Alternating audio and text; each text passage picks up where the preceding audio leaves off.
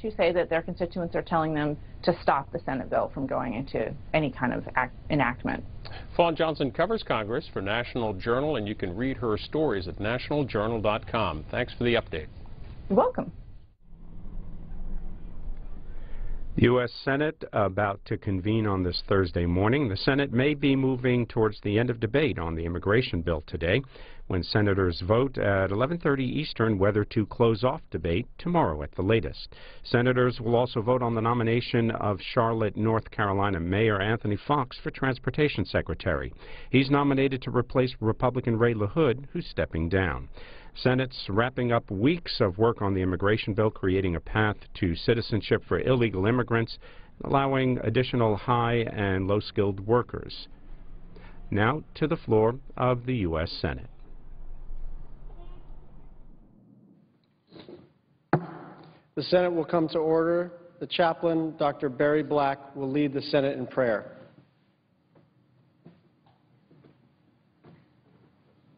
Let us pray. Now unto you, O Heavenly Father, be all praise and glory, for you have filled our lives with wonderful blessings. Give to our senators the blessing of an inward calm that will enable them to thrive during days of gloom. Fill their minds with noble thoughts, energizing them to persevere in fulfilling your purposes. May your peace, passing understanding, dwell in their hearts and minds. With deliberate intentionality, help them to seek your answers to our national problems. We pray in your mighty name. Amen. Please join me in reciting the Pledge of Allegiance to the flag. I pledge allegiance to the flag of the United States of America and to the republic for which it stands, one nation, under God, indivisible, with liberty and justice for all.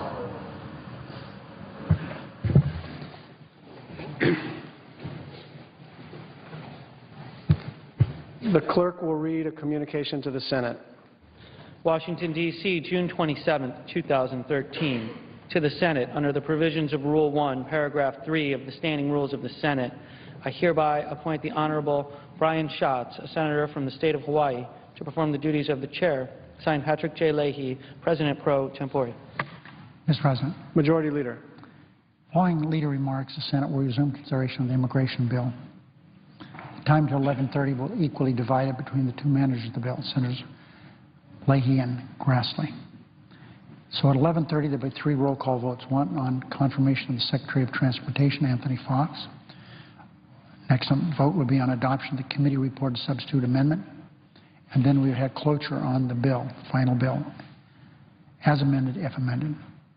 So we hope to complete action on this immigration bill, and I'll talk about that in just a minute. Everyone knows, Mr. President, we're poised to pass a historic immigration bill. It's landmark legislation that will secure our borders and help 11 million people get right with the law. I've indicated we have 3 votes this morning. Now, Mr. President, I hope to be able to work something out. We hope to be able to work something out so we can have a vote sometime late afternoon or evening. There's no reason after these votes today to delay this. If people want to delay it, they can, but it will point toward the inevitable, which will be about 6 o'clock tomorrow evening. So we can either wrap this up today, have some final speeches, and vote on it, or wait until tomorrow, because during this 30 hours post-cloture, nothing can happen procedurally. I once again applaud the Gang of 8 for their work, which is commendable and really important for this institution.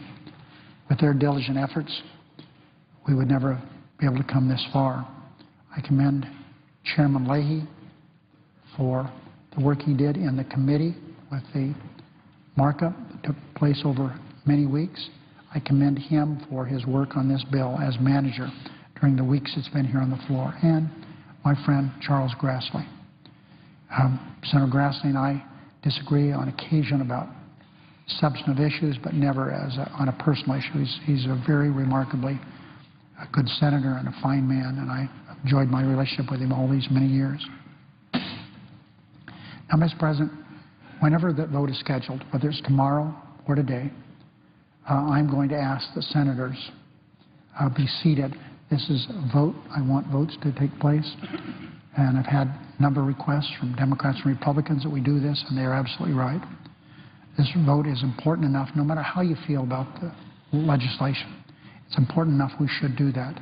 Now, when it comes time for the vote, whenever it's worked out, we're going to have senators here on the floor. If not, I'm going to have a live quorum to get everybody here. This is not a vote where people should be straggling in and raising their hand at the chair. We should have this in an orderly fashion. So again, I repeat, whenever we're able to schedule this vote, we're going to have people here before the vote starts, or we'll have a live quorum and get some activity over here in the Senate so we can do that. My friend, the Republican leader, is not here, so I would ask the chair to announce the business of the day. Under the previous order, the leadership time is reserved. Under the previous order, the Senate will resume consideration of S-744, which the clerk will report. Calendar number 80, S-744, a bill to provide for comprehensive immigration reform and for other purposes. Under the previous order, the time until 11:30 a.m. will be equally divided and controlled between the two managers or their designees, with senators permitted to speak for up to 10 minutes each.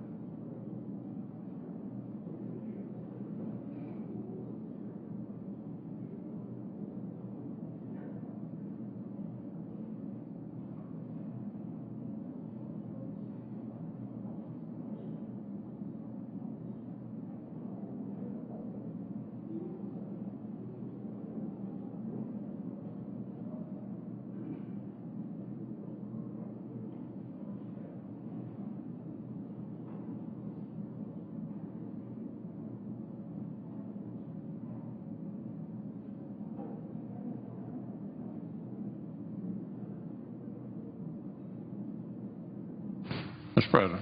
Republican leader. Are we on a quorum call? We are not.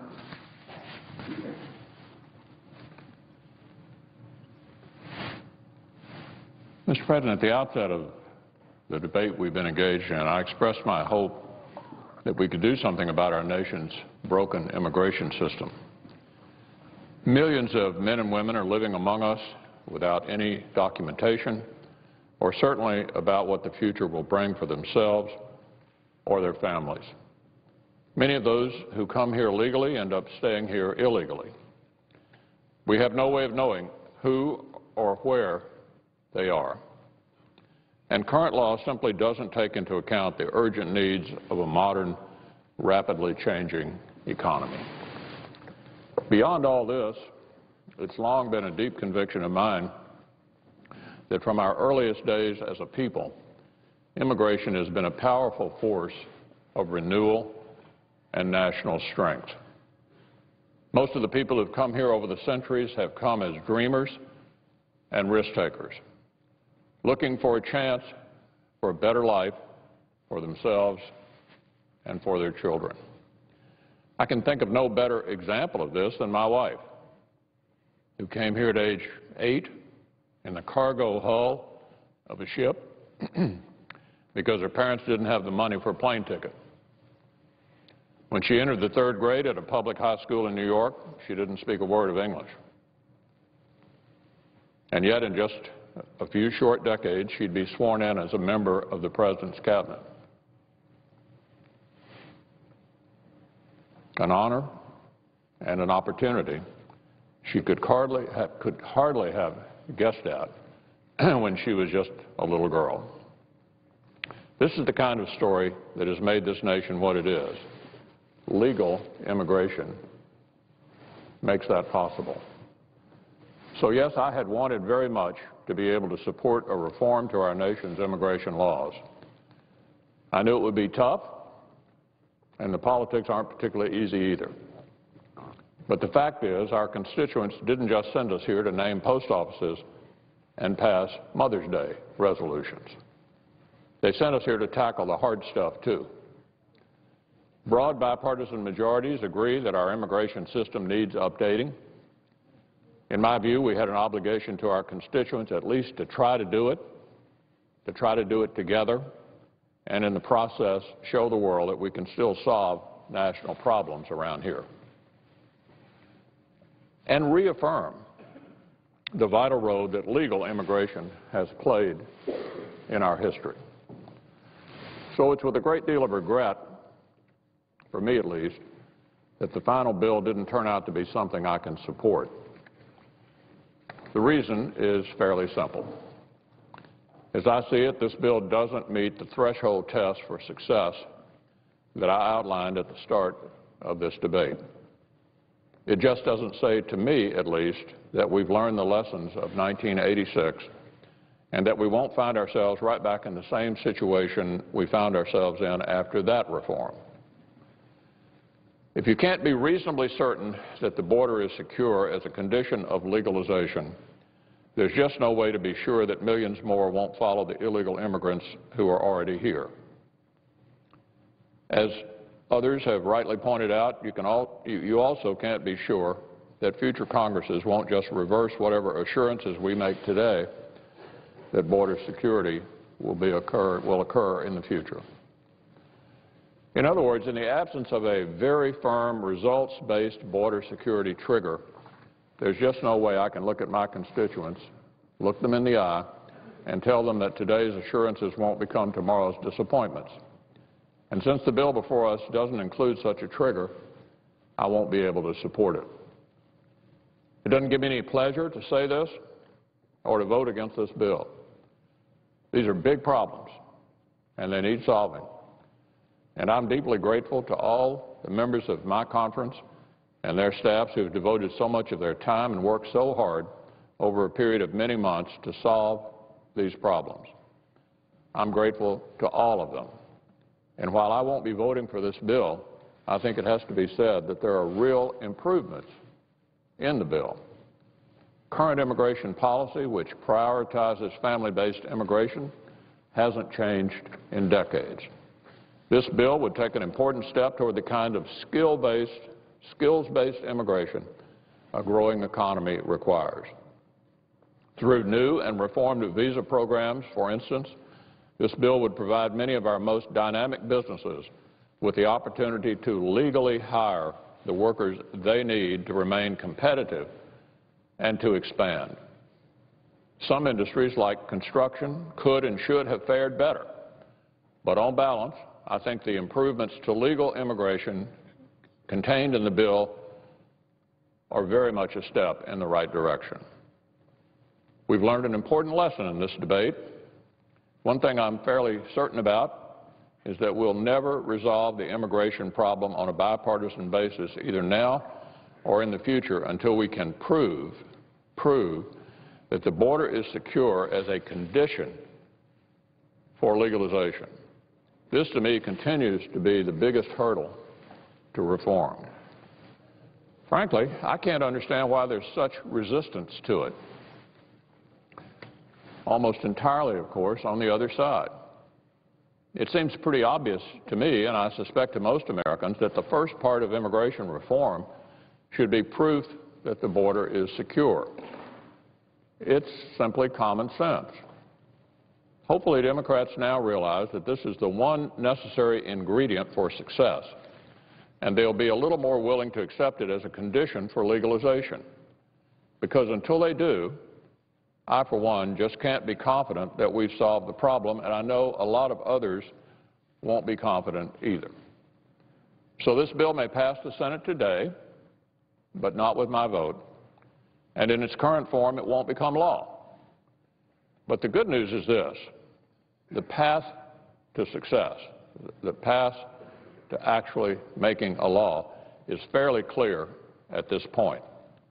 Success on immigration reform runs through the border. Let me say that again. Success on immigration reform runs through the border. Looking ahead, I think it's safe to say that that's where our focus should lie. Now, Mr. President, briefly on another matter, another day has passed, and the Majority Leader has still not confirmed that he intends to keep his word, which was given back in January of this year with regard to the rules of the Senate. Just to refresh the memory of my colleagues, we had a big discussion at the end of the year about the rules and procedures here in the Senate on a bipartisan basis. Out of those bipartisan discussions came 2 rules changes and 2 standing orders that were passed consistent with the current rules of the Senate. And in the wake of that bipartisan agreement, the Majority Leader gave his word to the Senate that the issue of the rules under which we would operate this year was settled. Regretfully, he continues to suggest to outside groups and occasionally here on the floor as well that maybe he didn't really mean that, and that if our behavior, meaning the minority's behavior, doesn't meet his standards, he's still open to breaking the rules of the Senate to change the rules of the Senate. We all know how that would occur if it did occur. The parliamentarian would advise the occupant of the chair that the way to change the rules of the Senate is with 67 votes. And the Majority Leader, under that scenario, would move to overrule the chair and with 51 votes establish a new precedent that would turn the Senate into the House. Now, it's been suggested that maybe that would only apply to nominations, but as Senator Alexander and I pointed out last week, of course that would not be the case. The next time the other side had a majority, my side, I'd have a hard time arguing to my members that we should confine 51-vote majority to simply nominations. And so I would be under intense pressure to say, well, why not legislation? And Senator Alexander and I laid out what some of the top priorities would be that he would recommend to me, and many of them I agree with, for an agenda that I would be setting instead of the Majority Leader. Things like the national right to work, things like repealing Obamacare, things like establishing Yucca Mountain, the National Nuclear Depository. You get the drift, Mr. President. Many things that the current majority would find abhorrent. So I hope this crisis will be averted. All it requires from my friend the Majority Leader is simply an acknowledgement that he intends to keep his word. Mr. President, I yield the floor.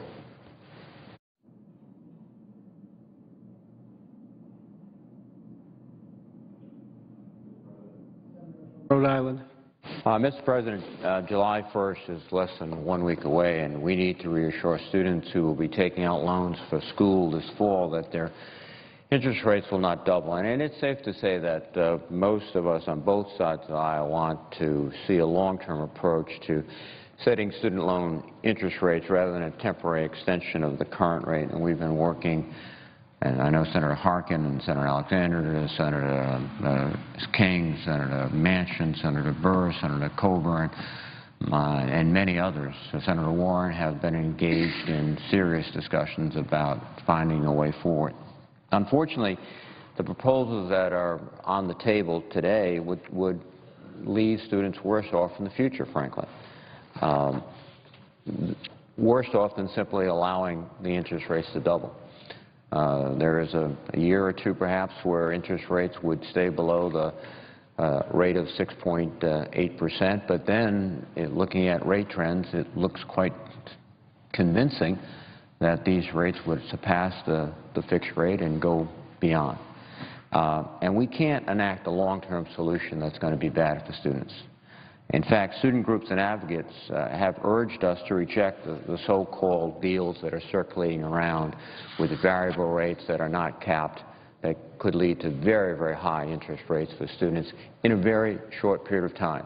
Because one thing we've all been aware of for the last week or two is the dramatic movement of rates based on comments by the Federal Reserve with respect to their elimination of the quantitative easing program. So the future looks like we're going to see increased rates, and if we let them rise on students without any type of cap, I think we're going to, in a very short period of time, regret that we didn't take more time, be more thorough, look at not just issues of rate structure, but also incentives to keep costs down in college, look at refinancing options, because it's a staggering debt load already on students, and we haven't done any of this. So as a result, what I will do today is introduce, along with many of my colleagues, the Keep Student Loans Affordable Act. I want to thank Senator Hagan, Franken, Harkin, Warren, Stabenow, Senator Boxer, and many other colleagues. And this legislation would simply extend the current rate of 3.4%, the rate we have today, for need-based loans. These are the subsidized loans that go to low and moderate income students.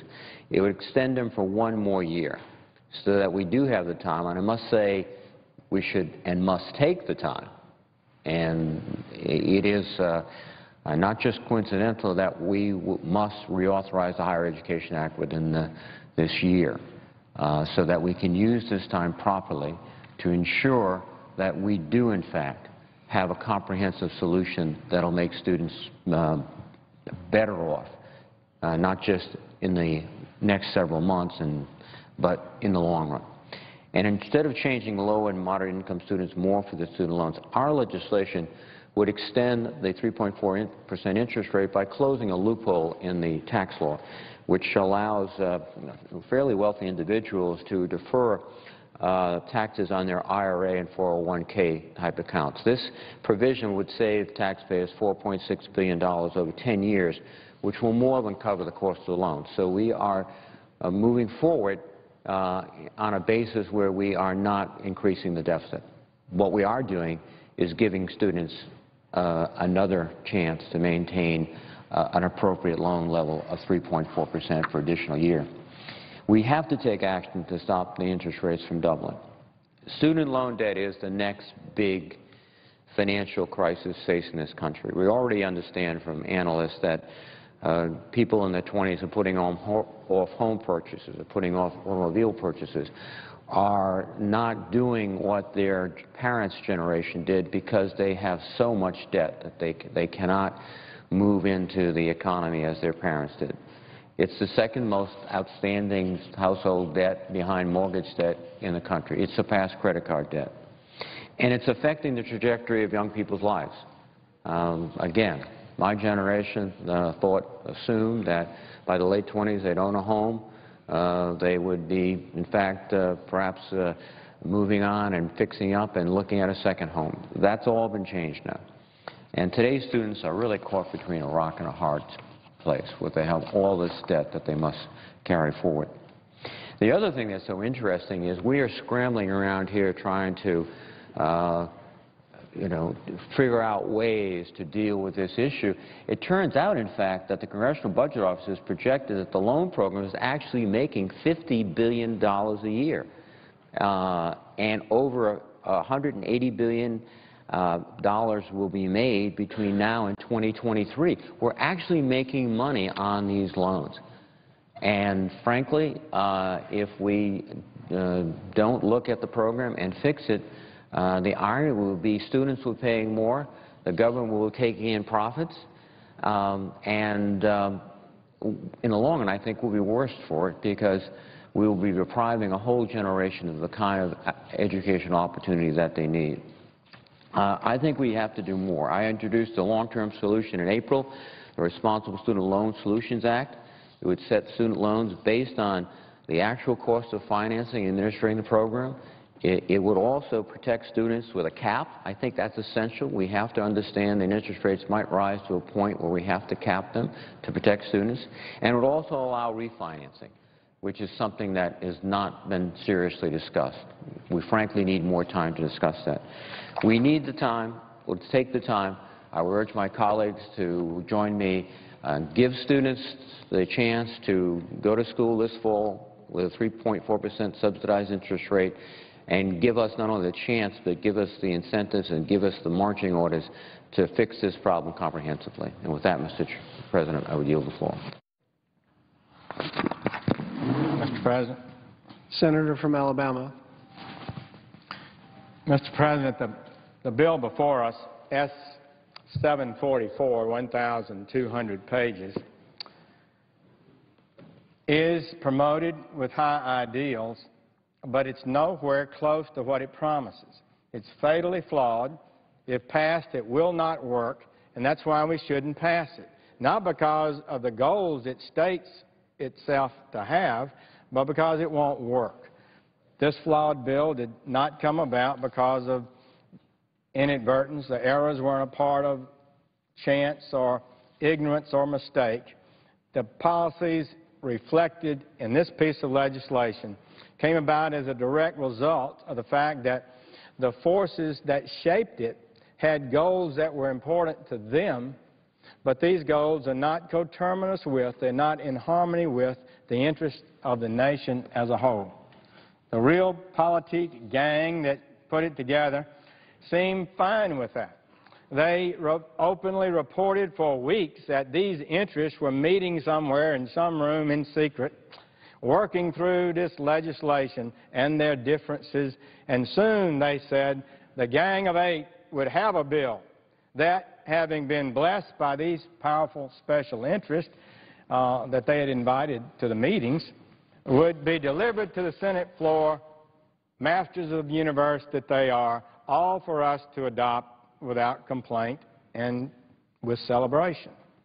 They were so proud of this process that the eight would stick together, all for one, one for all, and defeat any amendment that dared to alter the delicate agreement that they talked about. They would consider amendments, of course. Oh, certainly.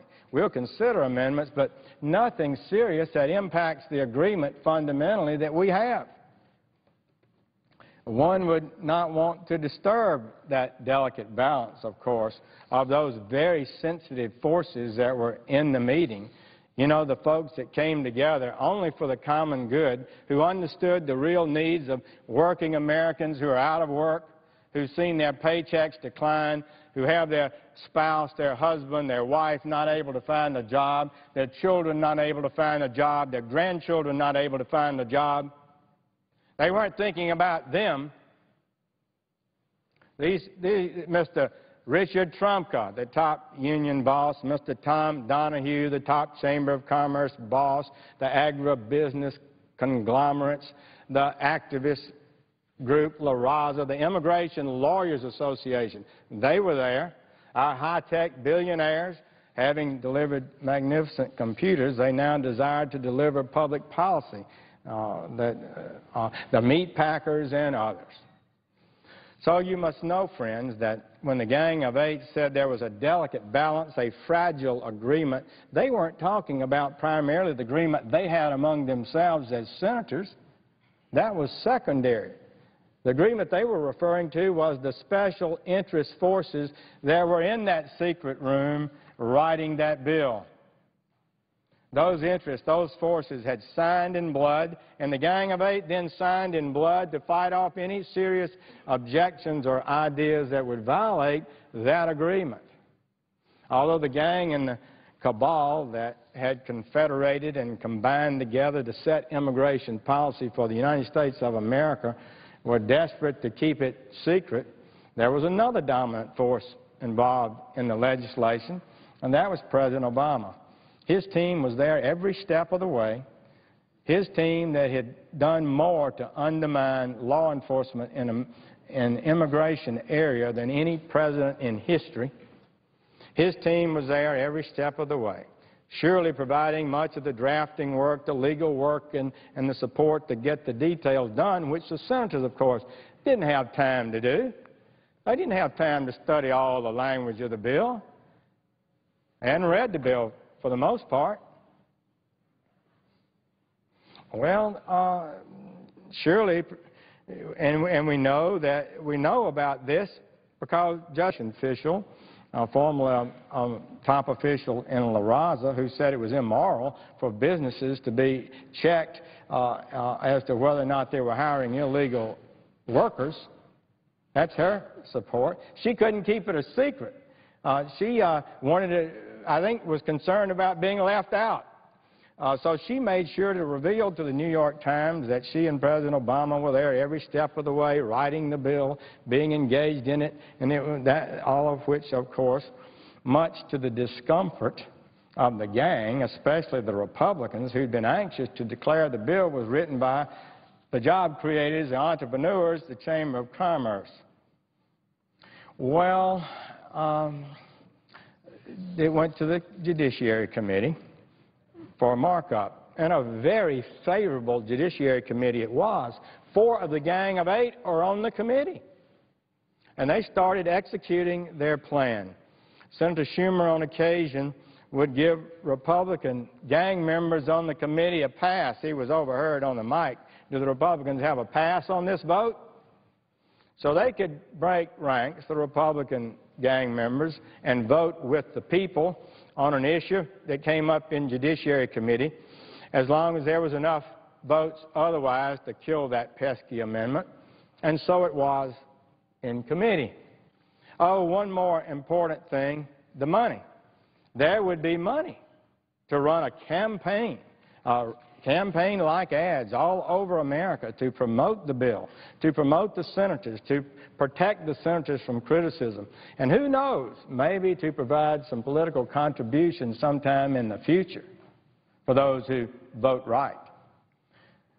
So the Combine had it all rolling until last week on the floor of the Senate, when the wheels almost came off.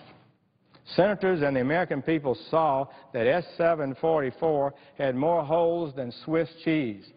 Clearly, the bill lacked the simple conviction that after the amnesty occurred, that the lawlessness must end. There was not a conviction anywhere displayed in that legislation that the people who wrote it had a determination not to do more than provide the amnesty, and actually provide a lawful system in the future to ensure that lawlessness would not be a part of our future. You can see it in hundreds of different places. For example, the metrics, the standards for enforcement at the border in the bill were weakened. Current law had higher standards of enforcement at the border than the new bill that promised to be so tough. Toughest bill ever, those TV ads said. Tough as nails, Senator Schumer said. But it weakened the standards for enforcement at the border. The metrics were changed. And the E-Verify system at the workplace that can be effective to eliminate the hiring of illegal workers was pushed back as much as 10 years, and a whole new system was designed instead of just simply having it occur. It can occur now. The system is 99% effective now.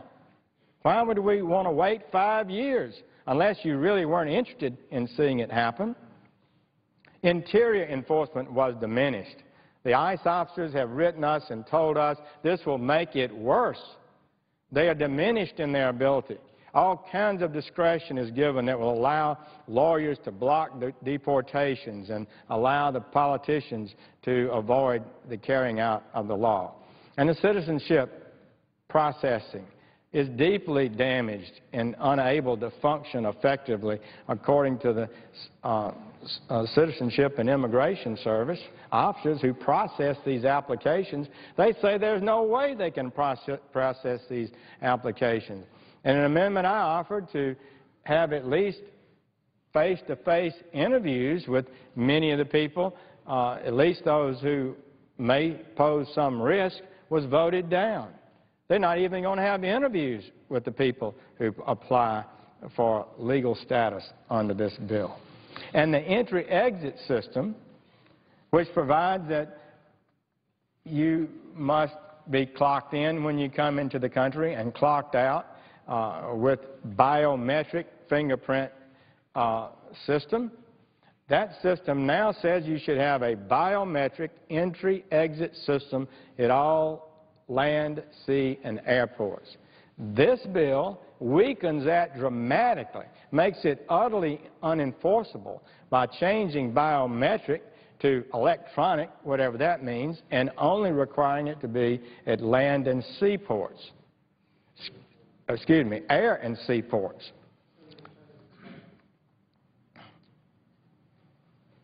I would ask consent to have one additional minute, Mr. President. Without objection. So, Mr. President, I would say that this bill fails in point after point after point after point. It is not a bill that reflects a commitment to a lawful system of immigration in the future. We will admit dramatically more people than we ever have in our country's history at a time when unemployment is high, and the Congressional Budget Office have told us that wages, average wages, will go down for 12 years, that the gross national product per capita will decline for 25-plus years, that unemployment will go up, and it is not the right thing for us to pass because the amnesty will occur, but the enforcement is not going to occur, and the policies for future immigration are not serving the national interest. I thank the Chair, urge my colleagues to vote no on cloture, to not let this bill pass today, but require that it be subjected to more amendments and more study in the time to come, and we can make legislation that will actually work, but this one cannot work as it is. We should not let it go to final passage today. I thank the Chair and would yield the floor. Mr. President. Senator from Tennessee. Mr. President, I understand I have 10 minutes allotted. Is that correct? The Senator is correct. Thank you, Mr. President. I want to thank my friend from Alabama who has been down here vigorously and shows a lot of stamina. I have a sense he's not going to support this legislation. I do want to talk, though, a little bit about this legislation this morning. I was asked yesterday by a reporter just about folks back home in Tennessee and how they feel about this legislation. And no doubt there is a lot of controversy around this legislation. There's been a lot of statements made that candidly don't pass the trying to get it right test. And so what I said to this reporter is that I really have a lot of faith in Tennesseans, and I believe that Tennesseans at the end of the day will look at this legislation and study it and not just listen to what's been said by numbers of blogs and people who are trying to spin things in such a way as to create confusion. And at the end of the day, I believe when Tennesseans see what is in this legislation, I believe the majority of them, the large majority of them, will feel like that this legislation improves the conditions from where we are today. I really believe they're going to do that. And, of course, it's my job to go back home and to explain to Tennesseans directly, as I do on all controversial issues, why I support this legislation and why I think that this is good for our country. But let me just sort of walk Tennesseans and Americans and people here in the Senate from my perspective where we've been on this piece of legislation. First of all, this bill was introduced to the Judiciary Committee months ago. Hundreds and hundreds of amendments were added to the process and dealt with during that judiciary markup. It went through regular order, something that all of us around here have been hoping would occur with all legislation, and that is it goes through the committee process and comes to the floor. The bill's been on the floor now for 3 weeks, and I know a lot of people around here are complaining about the number of amendments, but let's face it, for a long time, people on my side of the aisle would not let amendments be heard. It's just the truth. I mean, it's what happens with controversial legislation. A lot of times when people don't want to see something pass or see it improved, there are opponents to actually even hearing amendments. So we had this ruse on the floor yesterday about all of this. I'd like to have 100 amendments on the floor. I'm all for it. Bring it on. But the fact is that, let's face it, both sides have been involved in keeping that from happening. And most recently, it's many of my friends on this side of the aisle. Republicans gathered around a trigger that a senator offered relative to border security, and it had to do with a 90% effectiveness trigger. And that's where negotiations really around this bill hung up. But let me talk to people a little bit about this trigger.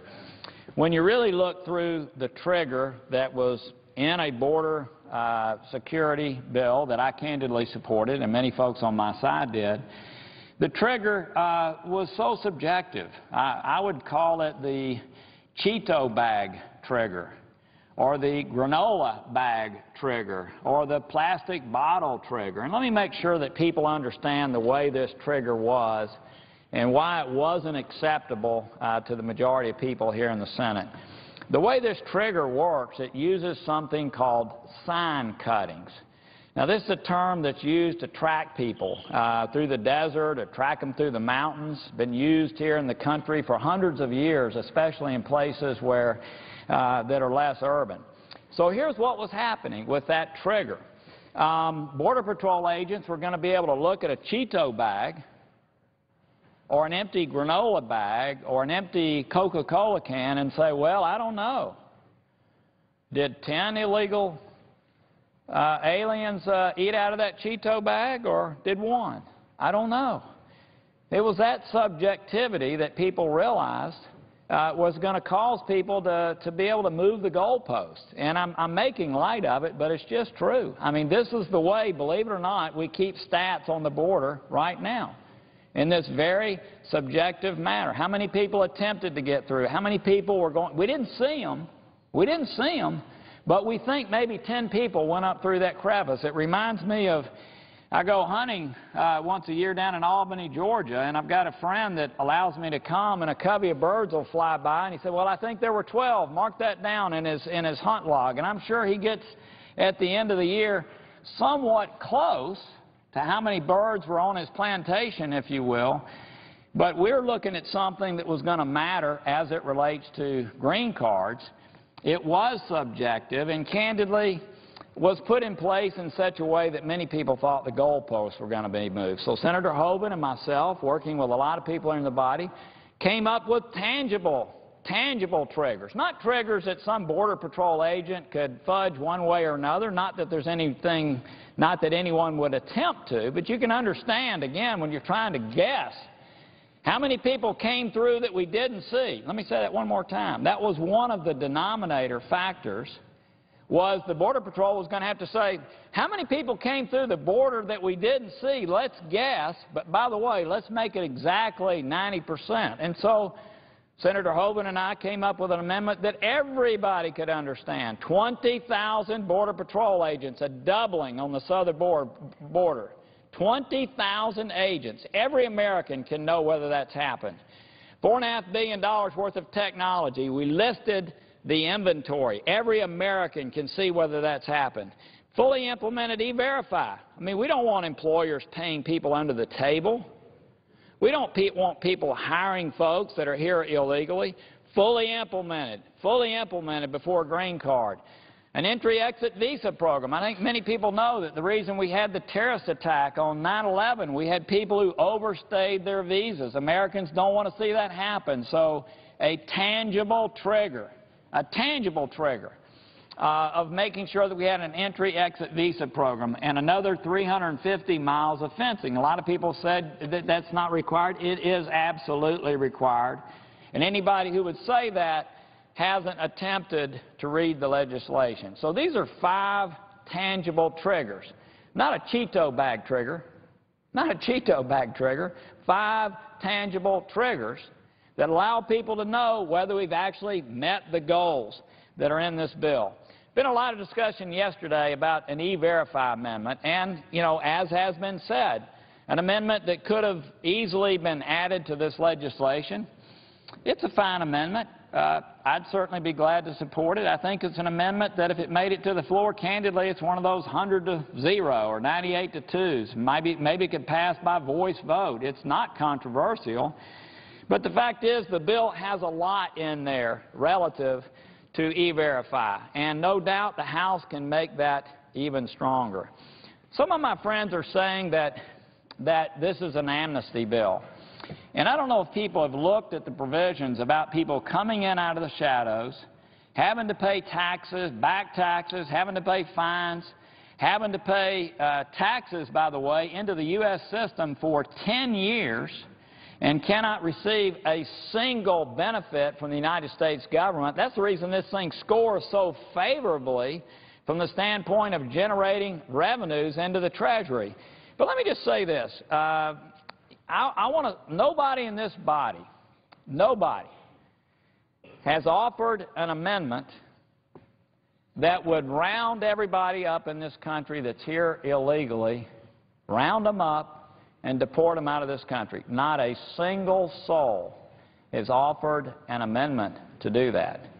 So basically what you have here is you have a situation where you can cause people to come in out of the shadows, pay fines, pay taxes and receive no benefits, get at the back of the line. Everybody who came here properly or who has applied properly would be processed first. It's going to be a minimum of 10 years, maybe 13, 14, 15 years before people even have the ability to get a green card. Now, the option is to vote against this bill and basically say, well, we're not going to do anything about the people that are here. We're okay with employers continuing to pay them under the table. We're okay with them continuing to not pay taxes, because not a single one of my colleagues, if you'll notice, has offered an amendment to round all of these, quote, 11 million people in our country up and ship them out. So I call that de facto amnesty. I call that de facto amnesty. Some people have talked about the process. One of my friends, one of my closest friends in the Senate has said, I don't like the process. We should have been working with the House from the very beginning. Well, you know, we had 8 senators, I'm not a member of the Gang of 8, that worked for a long time to create a bill. The same thing's happening over in the House right now. The way things work around here is you pass a bill in the Senate. Could I ask for unanimous consent for 2 more minutes? Okay. Without objection. Thank you. So look, the process is that the House passes legislation. If they so choose, they may not choose to take up immigration. My sense is they will not take up this bill. They'll take up their own bill. And the way the process works is you conference those and you end up with a better piece of legislation. Fiscally, this bill passes, we're spending a lot of money on border security. And some people have said it's too much. But again, I've had no amendments over here trying to lower the standards that were put in place by the Hoeven-Corker Amendment. And the fact is that we'd be spending $46 billion on border security to have these 5 tangible things occur, and we'd be getting $197 billion back in the Treasury if we do this. I've never been able to vote for a piece of legislation that had this much fiscal benefit for our country that didn't raise anybody's taxes. And then we've seen the whole issue of the economic growth that's going to be created for our country if we pass this bill. So let me just close. I believe that voting against this bill is voting against border security. What that means is that things are going to stay exactly like they are. We're going to have porous borders, no entry-exit visa program, no E-Verify system. And I think voting against this bill is voting for the status quo, which is in essence de facto amnesty. I believe this bill takes a step forward. I believe that it is good for our country in every single way that I can imagine. And later today, I plan to support this bill. I hope that it's improved in the House. But I just cannot imagine there's anybody in this body that believes where we are today is satisfactory. I came here to make progress, to solve problems, and I appreciate those involved in allowing me to help with that process here. I yield the floor. Thank you. Mr. President. Senator from North Carolina. Mr. President, I have 4 unanimous consent requests for committees to meet during today's session of the Senate. They have the approval of the majority and the minority leaders, and I ask unanimous consent that these requests be agreed to and that these requests be printed in the record. Without objection. And, Mr. President, I ask unanimous consent that all quorum calls prior to the votes at 11:30 a.m. today be equally divided. Without objection. And, Mr. President, I request permission to speak as if in morning business for up to 10 minutes. Without objection. Mr. President, I rise to say a few words about Anthony Foxx, the President's nominee to head the Department of Transportation, who we will be voting on later this morning. While I'm going to be sad to see him leave our local government in Charlotte, I am pleased that the entire country will soon benefit from his leadership. Anthony Foxx earned an undergraduate degree in history from Davidson College in North Carolina, and he blazed a trail as the school's first African-American student body president. He then received a law degree from New York University and held positions in all 3 branches of the federal government, beginning as a judicial clerk on the U.S. Court of Appeals for the 6th Circuit. He served ably as a lawyer for the Department of Justice and counsel for the House Judiciary Committee. In 2005, Anthony was elected as an at-large member of the Charlotte City Council. During his 4 years of service as a councilman, he chaired the Transportation Committee and was a member of the Economic Development and Planning Committee. And since 2009, he has served as mayor of Charlotte, one of the country's fastest-growing cities. When taking office, Charlotte's unemployment rate was almost 13%.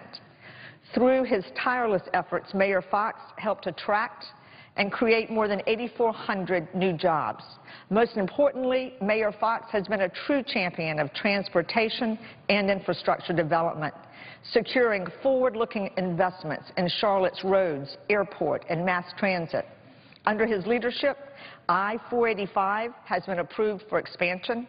He secured funding toward the completion of the Blue Line light rail extension project and oversaw the opening of a 3rd runway at the Charlotte International Airport. All of these projects occurred as we worked and are still working to climb out of the recession. These smart investments in infrastructure and transit-oriented development are continuing to fuel Charlotte's economic growth. Light rail has played an important role in sustaining this growth, with more than 19 million riders since it opened in 2007 and an average of 15,000 riders every day. The light rail is helping to revitalize Charlotte's historic South End neighborhood, which saw the city's first railroad line in 1850. The neighborhood is now home to more than 750 businesses and 11 new residential districts. Investments at Charlotte Airport are establishing the city as an international hub with direct flights to London and Brazil. Soon Brazil, Charlotte and North Carolina are increasingly connected to businesses across the globe. With the I-85 Corridor Improvement Project, which has been a top priority for the state for many years, I'm pleased to say is finally moving forward. This improvement project relied heavily on support from local leaders across the region, including Mayor Foxx, and it's expanding and improving this integral roadway so it can meet the needs of businesses and residents for years to come. Anthony's direct experience working with the transportation departments at the federal, state, and local levels and his proven record of success make him well prepared to serve as the next Secretary of Transportation. I've worked closely with Mayor Foxx during my time in Washington, and I have the utmost confidence that he will serve in this role with great distinction. I thank him for his dedication and willingness to step up when service is needed. And I'm pleased that the Commerce Committee approved Anthony Foxx's nomination with unanimous bipartisan support. Mayor Foxx is a true champion of transportation and infrastructure development, and I encourage my colleagues to support his nomination. Thank you, Mr. President. Mr. President. I yield the floor. Senator from Iowa. The Gang of Eight, in their framework for comprehensive immigration reform, said the following, quote, "Our legislation will provide a tough, fair, practical roadmap to address the status of unauthorized immigrants in the United States that is contingent upon our success in securing our borders and addressing visa overstays. Now, it sounds good, doesn't it? They said their plan would be, quote unquote, contingent upon success. But the bill doesn't do that. The bill doesn't say the border has to be secured. It doesn't say that we need to see results. It only throws more money at the problem, puts more boots on the ground. Of course, that's a good start. But as we've seen before, that's not enough. It's not enough to ensure that we won't be back here in the same place 25 years down the road devising new plans. So I'm going to take a few minutes to discuss the legalization program created in this bill. Since I was here in 1986, I know the loopholes allowed people to gain legalization even if they weren't entitled to it. We had problems with fraud and abuse back then, and I'm afraid it will be the same if the bill is passed in its current form. Time and time again, we have been told that the bill will allow people here illegally to register and earn legal status, then become contributing members to society. Yet the bill fails to address just how to prevent a continued influx of individuals who will replace those currently living in the shadows. Take the CBO report, just as an example. They said, CPO said, that illegal immigration would only be reduced by 25%. That's really not acceptable, especially given the promise of the Gang of Eight that the bill would, quote, be a successful permanent reform to our immigration system that will not need to be revisited, end of quote. The legalization program begins upon the mere admission of a strategy submitted by the Secretary of Homeland Security. So almost immediately, millions of people will come forward and be made lawful. Remarkably, the bill virtually suspends enforcement during the 2.5-year legalization application period. It prohibits law enforcement from detaining or removing anyone claiming eligibility without any requirement to prove that they are, in fact, eligible. Law enforcement is even required to inform those here illegally about legalization and give them the opportunity to apply. Under the bill, undocumented immigrants already here can apply for and receive legal status even if they have committed document fraud, provided false statements to authorities, and have absconded court-ordered removal proceedings. During this time, there is an enforcement holiday. Enforcement officers would be limited in detaining or removing any individual who merely claims eligibility for RPI status, regardless of whether there is proof to back that up. Perhaps the enforcement holiday would be mildly concerning if we were dealing with individuals who only violated civil immigration laws. Unfortunately, the bill extends to those with criminal records. This includes individuals who have gang affiliations, even felony arrests, and even multiple misdemeanor criminal convictions.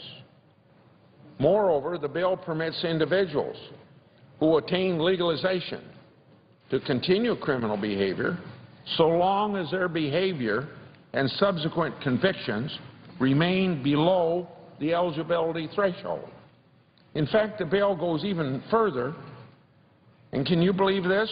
Provides the Secretary with waiver authority in order to dismiss misdemeanor criminal convictions for purposes of determining eligibility for legal status.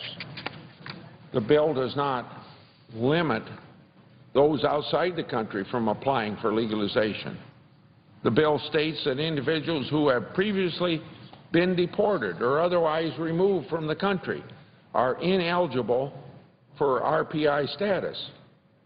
However, one need only turn a few pages to discover that the Secretary has sole as well as unreviewable discretion to waive this provision and permit large classes of individuals to apply for legalization.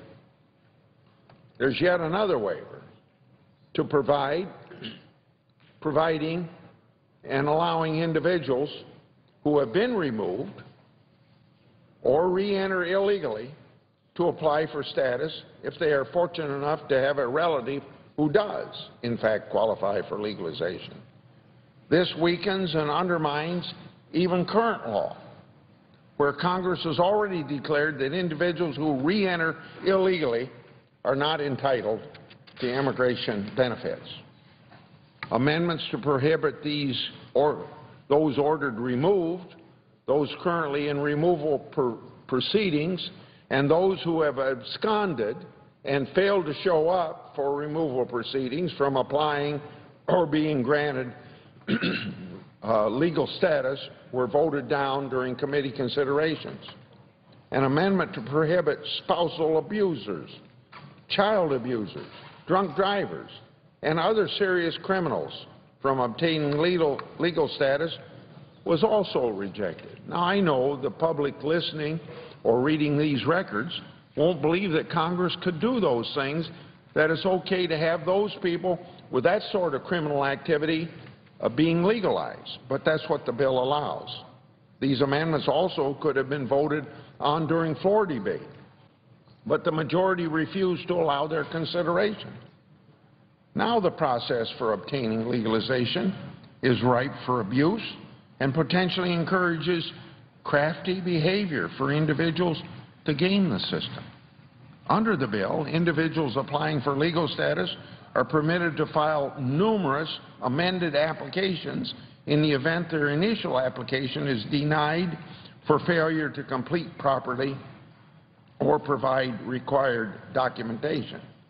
In fact, and in practice, one could continue to file numerous amended applications, knowing each application is incomplete, resulting in perpetual limbo where individuals can remain here for an indeterminate time period without any possibility of removal. Another area of potential abuse permits otherwise ineligible individuals to remain indefinitely in the United States. The bill provides for a stay of removal until a newly created administrative appellate review process of the application has been exhausted. One need only imagine the vast loopholes created that will allow ineligible applicants to remain in the United States pending a typically extremely lengthy review process. When combined with a never-ending application process and a very expansive, time-consuming appeal process, individuals can remain here for years without ever obtaining legal status and, of course, without fear of removal during that period of time.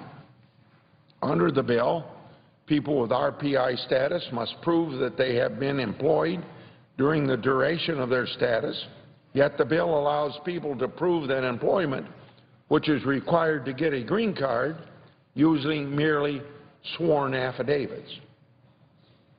We know from our 1986 experience that sworn affidavits are highly unreliable and actually incentivize massive fraud because they are not verifiable or trustworthy. A New York Times article from 1988 shows just how easy it was for immigrants to get false affidavits. During one investigation, Immigration and Naturalization Service arrested 7 people for selling fraudulent affidavits to new immigrants. One of these 7 fraudsters ran a scheme that sold affidavits to 1,400 people here illegally. They had thousands more applications filled out and waiting for others. In fact, while investigators were on site seizing the evidence, dozens of individuals arrived to purchase more fraudulent affidavits. So, buying and selling fake documents at that time was a thriving business and can be a thriving business again. There's time.